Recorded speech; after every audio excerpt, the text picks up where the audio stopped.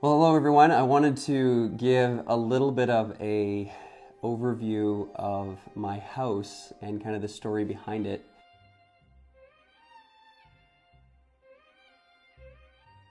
My house, honestly, is an amazing story of God's provision.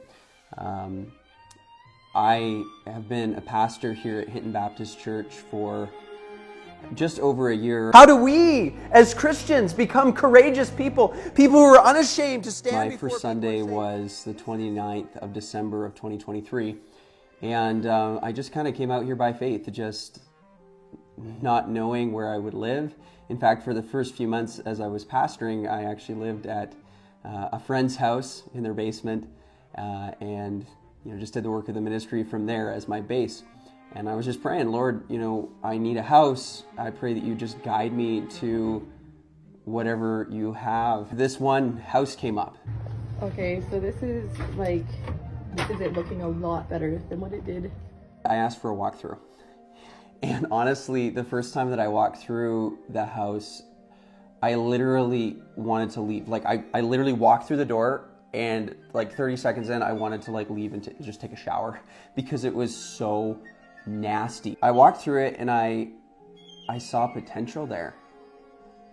I was like, okay, so this place is obviously not very nice, but it's cheap, and I think I can get it up to snuff. And so I started talking to a real estate agent, and we kind of discussed it, and I was like, I'm gonna try and lowball this place.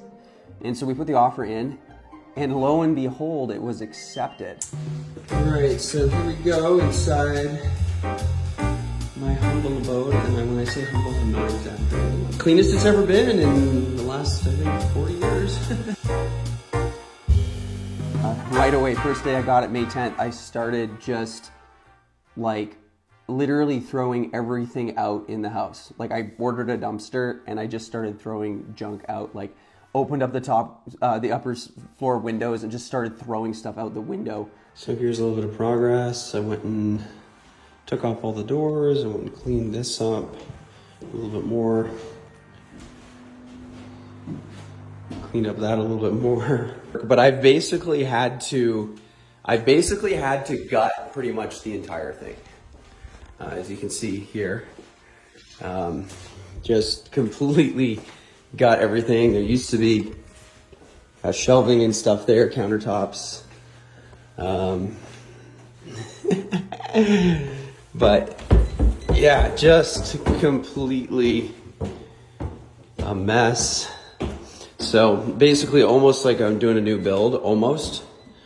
I've got some paint in some rooms, and then there's some sanding still going on in other rooms. But it has been an adventure so far, and I'm very thankful for this gift that the Lord has given. And over the last few months, I've been able, by God's grace, to be able to transform this absolute dump into something that I'm really proud of and something that I'm incredibly comfortable in. And honestly, just the glory just goes to Jesus. Like, I could not have invented this story.